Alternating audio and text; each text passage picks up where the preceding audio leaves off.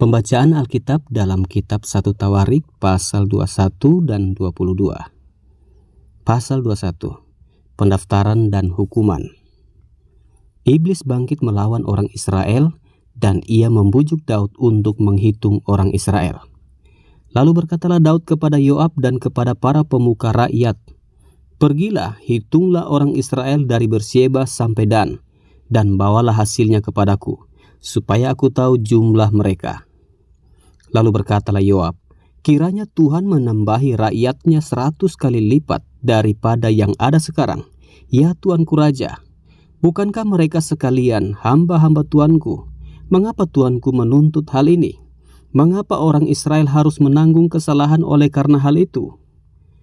Namun titah raja itu terpaksa diikuti oleh Yoab.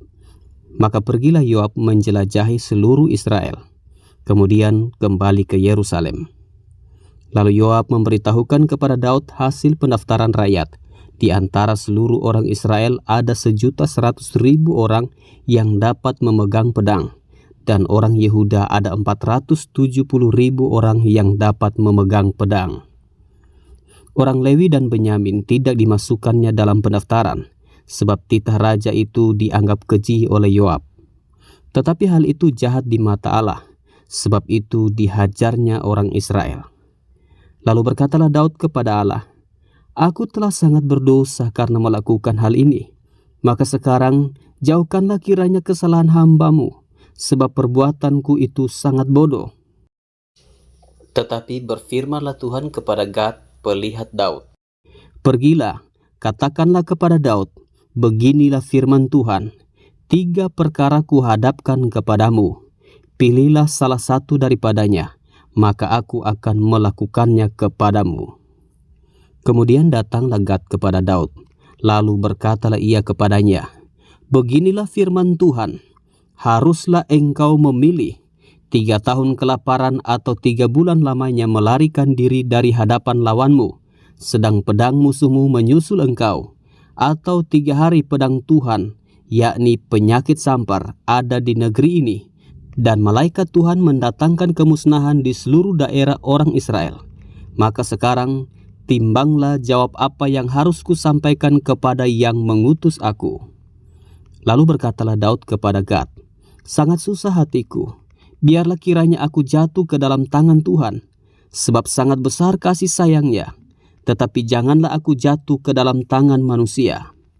Jadi Tuhan mendatangkan penyakit sampar kepada orang Israel, maka tewaslah dari orang Israel 70.000 orang.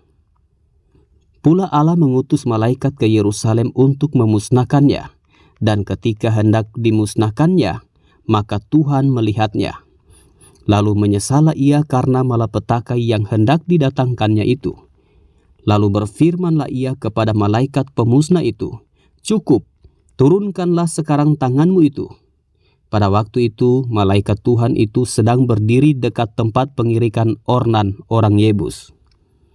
Ketika Daud mengangkat mukanya, maka dilihatnyalah malaikat Tuhan berdiri di antara bumi dan langit, dengan di tangannya pedang terhunus yang diacungkan ke atas Yerusalem. Lalu dengan berpakaian kabung sujudlah Daud dan para tua-tua. Dan berkatalah Daud kepada Allah, "Bukankah aku ini yang menyuruh menghitung rakyat, dan aku sendirilah yang telah berdosa dan melakukan kejahatan? Tetapi domba-domba ini, apakah yang dilakukan mereka, ya Tuhan Allahku? Biarlah kiranya tanganmu menimpa aku dan kaum keluargaku, tetapi janganlah tulah menimpa umatmu." Mezbah didirikan dekat Yerusalem. Kemudian malaikat Tuhan menyuruh Gad mengatakan kepada Daud, bahwa Daud harus pergi untuk mendirikan mezbah bagi Tuhan di tempat pengirikan Ornan orang Yebus itu. Lalu pergilah Daud sesuai dengan perkataan Gad yang diucapkannya demi nama Tuhan. Ornan sedang menggirik gandum. Ketika ia memalingkan diri, dilihatnyalah malaikat itu. 4 anaknya yang bersama-sama dengan dia menyembunyikan diri.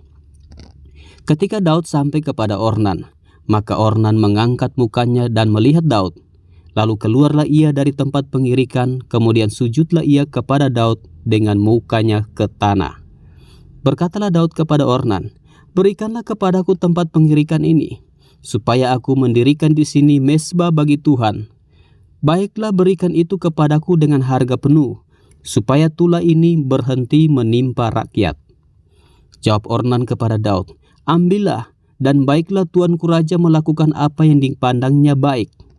Lihatlah, aku berikan lembu ini untuk korban bakaran, dan eretan-eretan pengirik ini untuk kayu bakar, dan gandum untuk korban sajian. Semuanya itu kuberikan." Tetapi berkatalah Raja Daud kepada Ornan, "Bukan begitu, melainkan aku mau membelinya dengan harga penuh, sebab aku tidak mau mengambil milikmu untuk Tuhan, dan tidak mau mempersembahkan korban bakaran dengan tidak membayar apa-apa." Maka Daud memberikan kepada Ornan sebagai bayaran tempat itu emas seberat 600 sikal. Lalu Daud mendirikan di sana mezbah bagi Tuhan, mempersembahkan korban bakaran dan korban keselamatan, dan memanggil Tuhan. Maka Tuhan menjawab dia dengan menurunkan api dari langit ke atas mezbah korban bakaran itu. Lalu berfirmanlah Tuhan kepada malaikat itu supaya dikembalikannya pedangnya ke dalam sarungnya. Pada waktu itu juga Daud mempersembahkan korban di sana. Ketika ia melihat bahwa Tuhan telah menjawab dia di tempat pengirikan Ornan, orang Yebus itu. Kemah suci yang dibuat Musa di padang gurun dan mezbah korban bakaran pada waktu itu ada di bukit pengorbanan di Gibeon. Tetapi Daud tidak berani pergi ke sana berhadapan dengan Allah untuk menanyakan petunjuknya, sebab ia takut kepada pedang malaikat Tuhan itu. Pasal 22. Lalu berkatalah Daud, "Disinilah rumah Tuhan Allah kita, dan disinilah mezbah untuk korban bakaran orang Israel." Persiapan untuk mendirikan bait suci. Daud menyuruh mengumpulkan orang-orang asing yang ada di negeri orang Israel.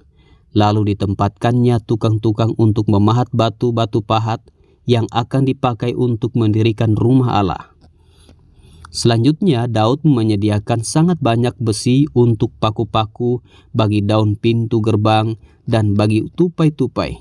Juga sangat banyak tembaga yang tidak tertimbang beratnya. Dan kayu aras yang tidak terbilang banyaknya. Sebab orang Sidon dan orang Tirus membawa sangat banyak kayu aras bagi Daud. Karena pikir Daud, "Salomo anakku masih muda dan kurang berpengalaman. Dan rumah yang harus didirikannya bagi Tuhan haruslah luar biasa besarnya, sehingga menjadi kenamaan dan termasyur di segala negeri. Sebab itu, baiklah aku mengadakan persediaan baginya." Lalu Daud membuat sangat banyak persediaan sebelum ia mati. Kemudian dipanggilnya Salomo anaknya, dan diberinya perintah kepadanya untuk mendirikan rumah bagi Tuhan Allah Israel. Kata Daud kepada Salomo, "Anakku, aku sendiri bermaksud hendak mendirikan rumah bagi nama Tuhan Allahku. Tetapi firman Tuhan datang kepadaku demikian, telah kau tumpahkan sangat banyak darah dan telah kau lakukan peperangan yang besar. Engkau tidak akan mendirikan rumah bagi namaku, sebab sudah banyak darah kau tumpahkan ke tanah di hadapanku. Sesungguhnya, seorang anak laki-laki akan lahir bagimu, ia akan menjadi seorang yang dikaruniai keamanan. Aku akan mengaruniakan keamanan kepadanya dari segala musuhnya di sekeliling. Ia akan bernama Salomo. Sejahtera dan sentosa akan kuberikan atas Israel pada zamannya. Dialah yang akan mendirikan rumah bagi namaku, dan dialah yang akan menjadi anakku, dan aku akan menjadi bapanya. Aku akan mengokohkan tahta kerajaannya atas Israel sampai selama-lamanya. Maka sekarang, hai anakku, Tuhan kiranya menyertai engkau, sehingga engkau berhasil mendirikan rumah Tuhan Allahmu seperti yang difirmankannya mengenai engkau. Hanya Tuhan kiranya memberikan kepadamu akal budi dan pengertian, dan membuat engkau menjadi pemegang perintah atas Israel, supaya engkau memelihara Taurat Tuhan Allahmu. Maka engkau akan berhasil jika engkau melakukan dengan setia ketetapan-ketetapan dan hukum-hukum yang diperintahkan Tuhan kepada Musa untuk orang Israel. Kuatkan dan teguhkanlah hatimu, janganlah takut dan janganlah tawar hati. Sesungguhnya, sekalipun dalam kesusahan, aku telah menyediakan untuk rumah Tuhan itu 100.000 talenta emas dan 1.000.000 talenta perak dan sangat banyak tembaga dan besi, sehingga beratnya tidak tertimbang. Juga aku telah menyediakan kayu dan batu. Tetapi baiklah engkau menambahnya lagi. Lagi pula engkau mempunyai sangat banyak pekerja, yakni pemahat-pemahat batu, tukang-tukang batu dan kayu, dan orang-orang yang ahli dalam segala macam pekerjaan. Emas, perak, tembaga, dan besi, yang tidak terhitung banyaknya. Mulailah bekerja. Tuhan kiranya menyertai engkau. Dan Daud memberi perintah kepada segala pembesar Israel itu untuk memberi bantuan kepada Salomo anaknya. Katanya, "Bukankah Tuhan Allahmu menyertai kamu dan telah mengaruniakan keamanan kepadamu ke segala penjuru? Sungguh ia telah menyerahkan penduduk negeri ini ke dalam tanganku, sehingga negeri ini takluk ke hadapan Tuhan dan kepada umatnya.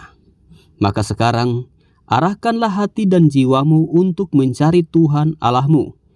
Mulailah mendirikan tempat kudus Tuhan Allah, supaya tabut perjanjian Tuhan dan perkakas kudus Allah dapat dibawa masuk ke dalam rumah yang didirikan bagi nama Tuhan.